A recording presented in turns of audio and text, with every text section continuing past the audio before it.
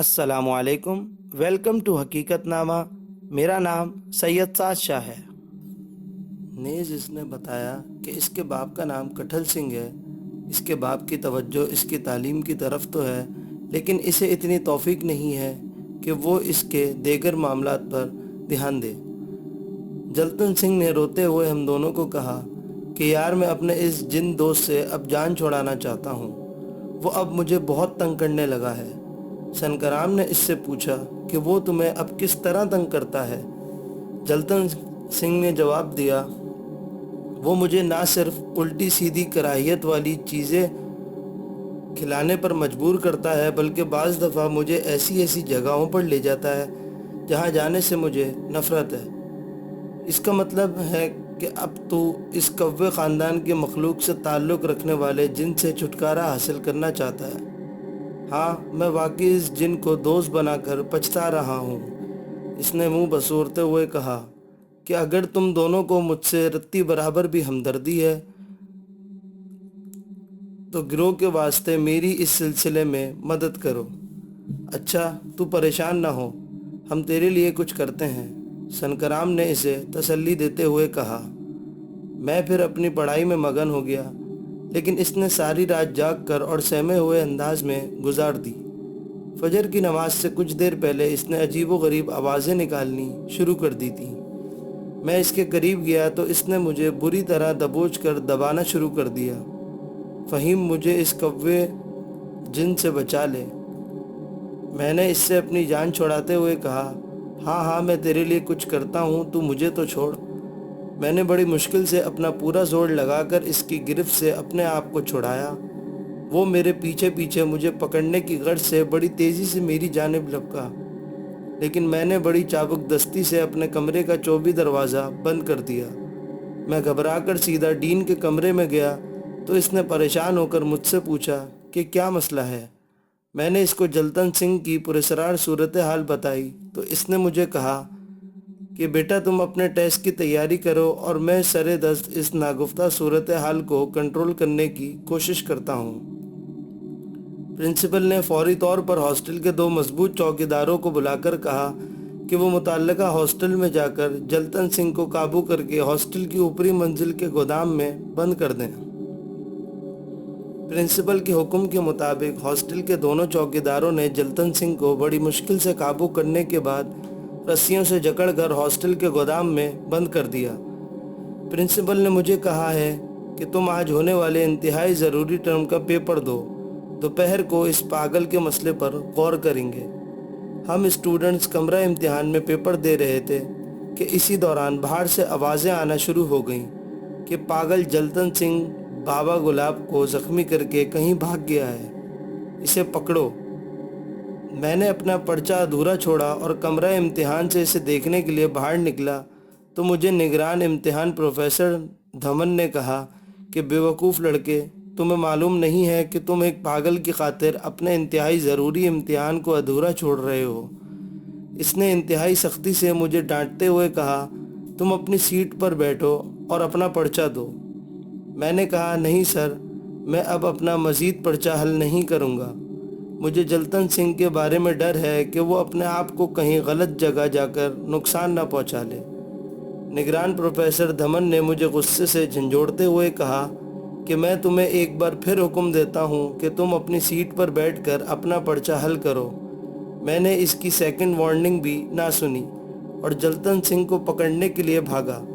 راستے میں مجھے ایک چوکیدار نے پکڑتے ہوئے کہا کہ وہ بہت دور جا چکا ہے۔ اسی دوران اکیڈمی کا ایک سینئر پروفیسر جو ہمیں میڈیسن کا مضمون پڑھاتا تھا وہ آ گیا۔ اس نے آتے ہی مجھے 3-4 تھپڑ مارے اور اس نے انتہائی بارعب آواز میں مجھ سے کہا، تم فوری طور پر اپنا پرچہ دو۔ میں نے بہرحال اس کی تنبیہ کو سنا اور دوبارہ کمرہ امتحان میں جا کر اپنا پرچہ دیا، لیکن میرا دھیان جلتن سنگھ کی جانب لگا رہا۔ آدھے گھنٹے بعد جب پرچہ ختم ہوا تو پرنسپل نے مجھے اپنے کمرے میں بلا کر ڈانٹتے ہوئے کہا کہ تم نے اس پاگل کی خاطر اپنا پرچہ کیوں چھوڑا اور پروفیسر دھمن سے بدتمیزی کیوں کی۔ انکوائری کا حکم صادر فرمایا۔ اب جلتن سنگھ نہ جانے کہاں بھاگ چکا تھا۔ प्रिंसिपल ने फौरी तौर पर मेडिकल एकेडमी के स्टूडेंट्स को इसे ढूंढने के लिए कहा, लेकिन वो तलाश बिसियार के बाद नाकाम वापस आ गए। प्रिंसिपल ने मुझे अपने ऑफिस में बुलाकर मुझसे कई सवालात किए। मैंने साफ साफ इसकी इन पुरस्कार हरकत का बतला दिया जो वो करता था। दिन के 4 बजे प्रिंसिपल ने मुतल्लिका पुलिस स्टेशन में इसके फरार की इत्तला दे दी। प्रिंसिपल के कमरे में थोड़ी देर के बाद मुतल्लिका इलाके का थानेदार और चंद पुलिस एहलकार आ गए। थानेदार सौतम लाल ने प्रिंसिपल को मशवरा दिया कि वो फौरी तौर पर इस वाक़ये की इत्तला इसके बाप को अमृतसर पहुंचाए। प्रिंसिपल दरअसल जनता के बाप को इसके भागने की इत्तला नहीं देना चाहता था। इसकी वजह ये थी कि इसका बाप अपने इलाके का एक नामी गिरामी बदमाश किस्म का सियासतदान था। प्रिंसिपल की हर मुमकिन कोशिश थी कि वो खुद किसी न किसी तरह से जलतन को तलाश कर ले। बहरहाल इसने 6 बजे जलतन सिंह के बाप को अमृतसर इस वाक़ये के बारे में तार भेज दिया। इस दौरान जलतन सिंह की तलाश का सिलसिला दूसरे रोज़ शाम तक जारी रहा। जलतन सिंह के बाप कट्ठल सिंह ने आते ही प्रिंसिपल पर चढ़ाई करते हुए कहा कि मुझे कुछ नहीं मालूम, मुझे हर हाल में मेरा बेटा जलतन चाहिए। इसने प्रिंसिपल को मज़ीद तंबिया करते हुए कहा कि मेरा बेटा हॉस्टल से तुम्हारी मुकर्रर करदा चौकीदारों की कस्टडी से भागा है, लिहाजा तुम ही इसकी गुमशुदगी के ज़िम्मेदार हो। प्रिंसिपल ने इसे पूरा यकीन दिलाने की कोशिश की कि वाक़यात और शवाहिद की रोशनी में ये बात साबित होती है कि जलतन सिंह किसी जादुई अमल के मनफी रद्द अमल का शिकार होकर फरार हुआ है। कट्ठल सिंह ने इंतहाई गुस्से में अपनी जगह से उठकर प्रिंसिपल का बदमाशी से गिरबान पकड़कर कहा, मुझे ये कहानियाँ ना सुना कि मेरा बेटा किसी जादुई अमल का खराबी का शिकार हुआ है। मैं तो यही जानता हूँ कि जलतन सिंह तुम्हारे हॉस्टल और चौकीदारों के पहरे में भागा है, और मुझे तो शक है कि तुम लोगों ने इस पर कोई तशद्दुद किया होगा। नहीं नहीं कट्ठल साहब, आप ऐसा गलत सोच रहे हैं। तुम बकवास बंद करो और मेरे बेटे जलतन सिंह को हाजिर करो, वरना याद रखो मैं तुम समेत तुम्हारी इस एकेडमी को भी जलाकर भस्म कर दूंगा। दोस्तों, अगर अभी तक आपने हमारा चैनल सब्सक्राइब नहीं किया तो नीचे मौजूद बेल आइकन को प्रेस कर दें। कट्ठल साहब, ऐसी सख्त बातें ना करें। ये प्रिंसिपल की अपनी एकेडमी नहीं है, ये सरकारी इदारा है। थानेदार ने ये जुमला अपने मुंह से निकाला तो कट्ठल सिंह के साथ एक बदमाश अपनी जगह से इसे मारने के लिए उठा तो कट्ठल सिंह ने इसे रोकते हुए कहा, कल्लू सिंह तू अभी रुक जा, देख मैं इनके साथ अभी क्या करता हूँ। इधर आ ओए तेग सिंह, इसके साथ आए बदमाश का नाम। जी सरदार जी। ओए तू ज़रा कल्याम सिंह मनका के पास जा और इसे मेरा पैगाम दे कि वो अपने बंदों के साथ मेडिकल कॉलेज पहुँचे।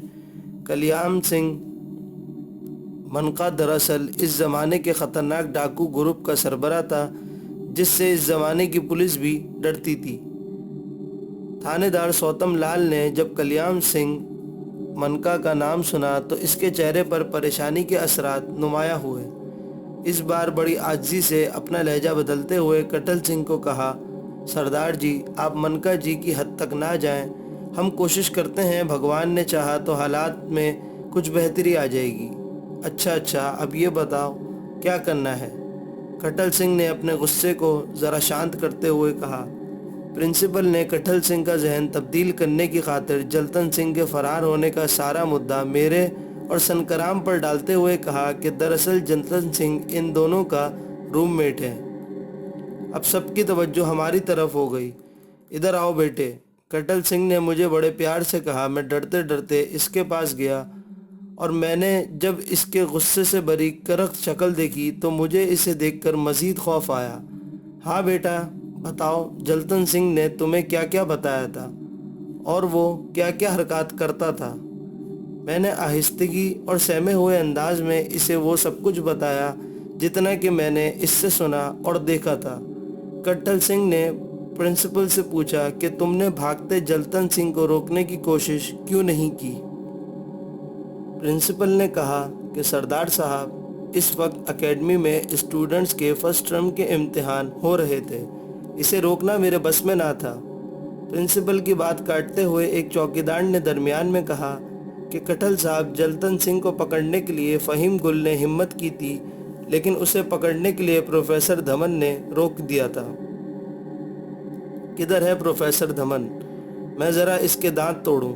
کٹل سنگھ نے انتہائی غصے میں اپنی مٹھیوں کو بھینچتے ہوئے کہا۔ جی وہ اسٹوڈنٹس کے حل شدہ پرچے ایجوکیشن ہیڈ آفس لے کر گیا ہے۔ وہاں موجود ایک بدماش نے انتہائی بدتمیزی سے کہا۔ اوئے مجھے ذرا یہ بتا کہ کسی انسانی جان کو بچانا زیادہ ضروری تھا یا اسٹوڈنٹس کے پرچے؟ جی دونوں، پرنسپل نے کانپتے ہوئے کہا۔ اچھا اس مسئلے کو میں بعد میں اپنے طریقے سے حل کروں گا، فی الحال مجھے تو اپنے پتر جلتن سنگھ کی فکر ہے۔